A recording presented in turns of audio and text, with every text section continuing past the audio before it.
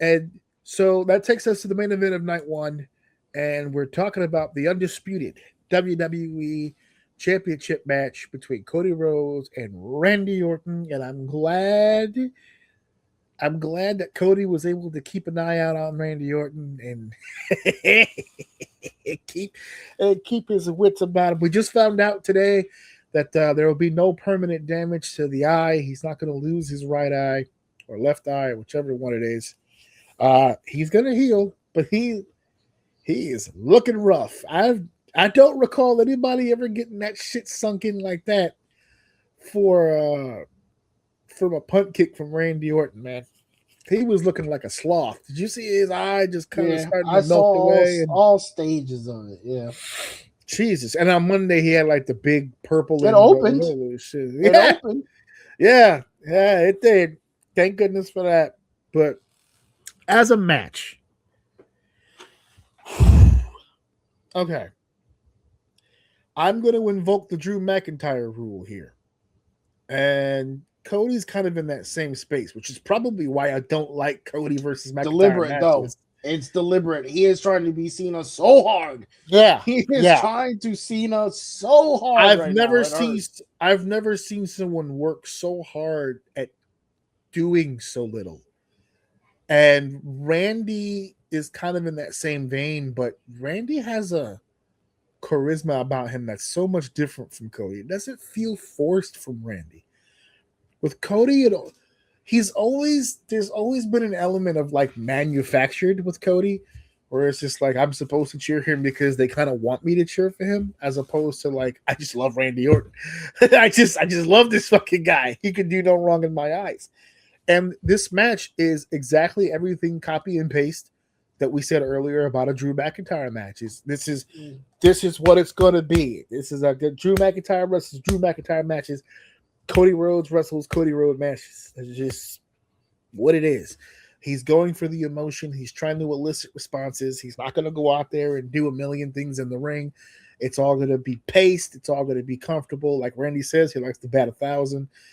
The level of excitement from us for the world title match, I was a 6, you were a 5. Lex and Joe were both 7s. Lex went from a 7 to a 4. Joe went from a 7 to a 5. You were a 5. You'll let me know where you are. I was a 6, and I'm bringing it down to a 4. Because fuck it. I'm matching you at 4. 4.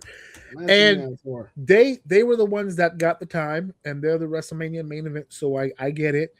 But I think this particular match is the argument that you made earlier, that sometimes you don't want the match to be in too deep a water. You don't want it to get that long. I think this is a much different match if everything happens at 17 instead of 22. I think it's a much different match without the bullshit. Well, the extra shit. If it was just Cody and Randy, I'll stay at 5. Well, we just had the conversation. We just had the conversation at the beginning of this episode. For those of you watching, I'm going to click the whole segment out. Wrestling Talking Points. Go listen to it. We just broke it down.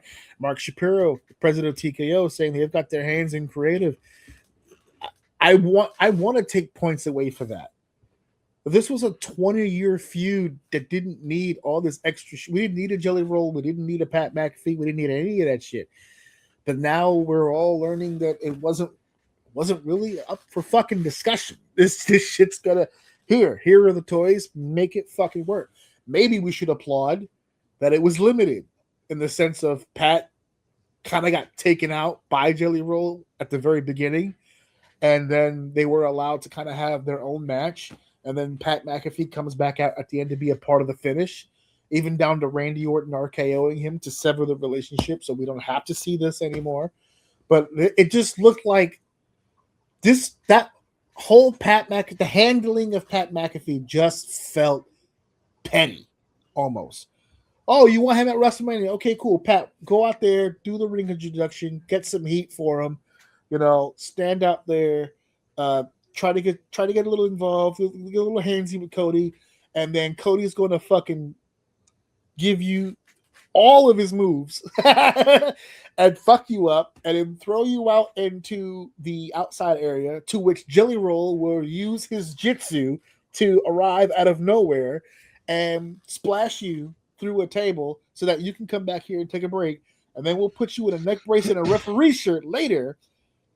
And then we're going to have you go out there, count to 2, which you should count to 3, but fuck it.